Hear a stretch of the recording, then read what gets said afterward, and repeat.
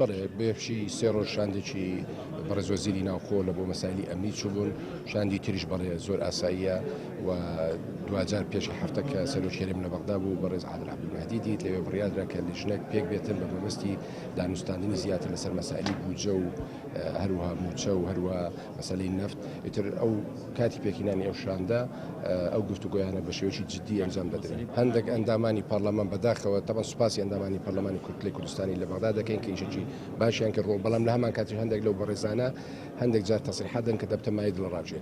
ئەوەی کە لە زمانی بەڕێز عادل مەهدی وەزیری دارایی مەمبیستیە ئێستا باسی بودجە ناکەین، چکە بودجە لە بۆ کوردستان نایە، تەنها موچە دێتن.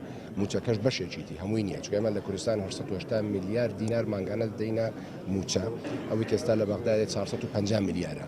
لەبەرەوە 430 میلیارەکەیدی هەرێمی کوردستان لە فرۆشی نەفت خۆی دەبی تەمینی بکە سەبارە بە 250,000 بەرمیلەکەی کە ڕادستی بەغدا بکرێت لە ڕووی مەبدەیەوە مەچێشەمان لەگەوە نیە، بەڵام دەبی ئالیەتەکەبی لە بۆ تەکمیلەکردنی ئەو 430 میلیارە چێ تەکمیلی دەکات، چکە ئەگەر نەفتەکە بدەینە بەغدا معناوێ نەفت ناتوانین بفرۆشین، 430 میلیارمان بێتە دەست و تەکمیلی موچەی پێ بکەین.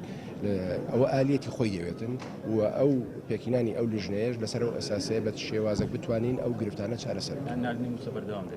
ئەوەی کە لە دەوی بەغدامان بیستێ بەڵێ هیچ گرفتێک